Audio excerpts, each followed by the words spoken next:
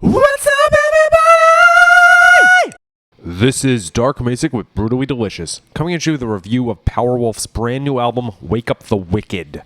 Okay, so Powerwolf's a band that's been in my life for quite a bit.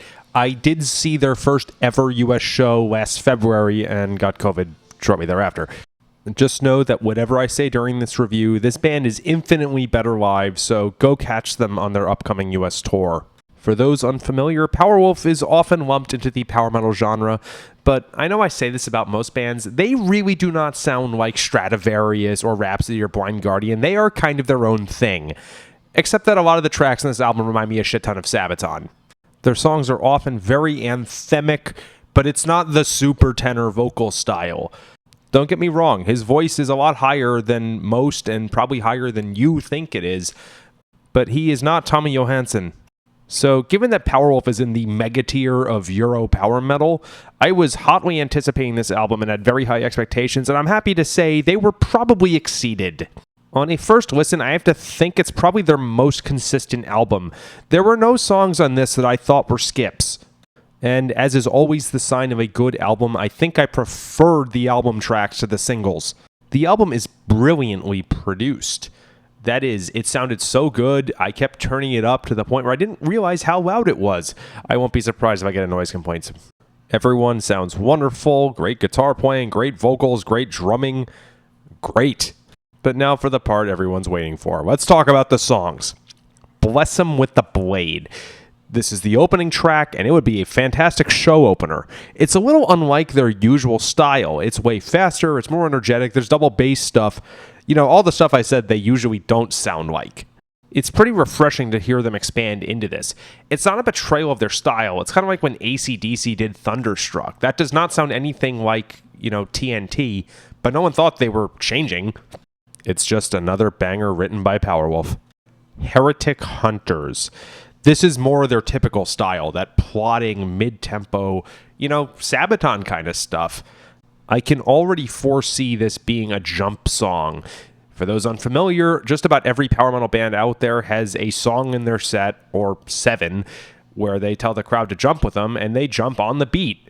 It's usually reserved for tracks that are not overly fast, because jumping at 220 BPM gets tired real fucking fast. But it's usually a highlight of any power metal band's live set, and I can see this going straight there with Powerwolf. Oftentimes, these songs need to be heard live to be truly gotten. Well, I loved it on the album, so I can't imagine how it'll be in September. 1589. For sure, a fantastic crowd sing-along. And this is totally the kind of track that makes Powerwolf Powerwolf.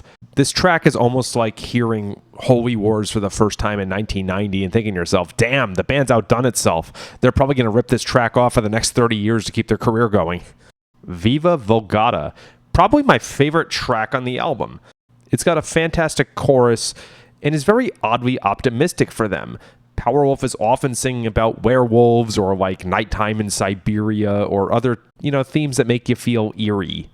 And this title isn't far off of that, but that's not what the music's conveying. It's kind of like Jamie's Crying by Van Halen, where it's, a pretty upbeat track, but the lyric is that she's crying.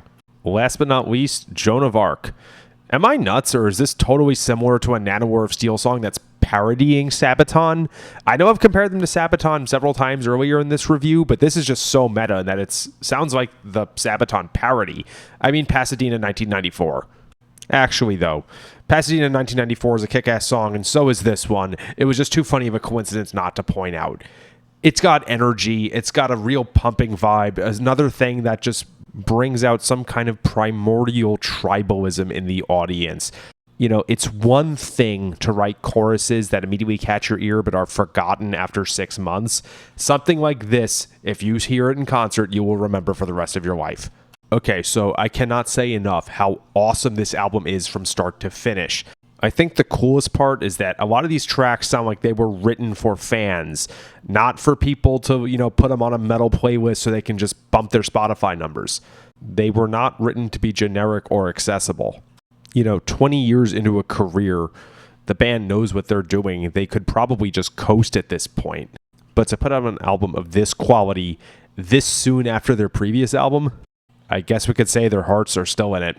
Kick ass, dudes. Looking forward to seeing you in September with Unleash the Archers. Thank you.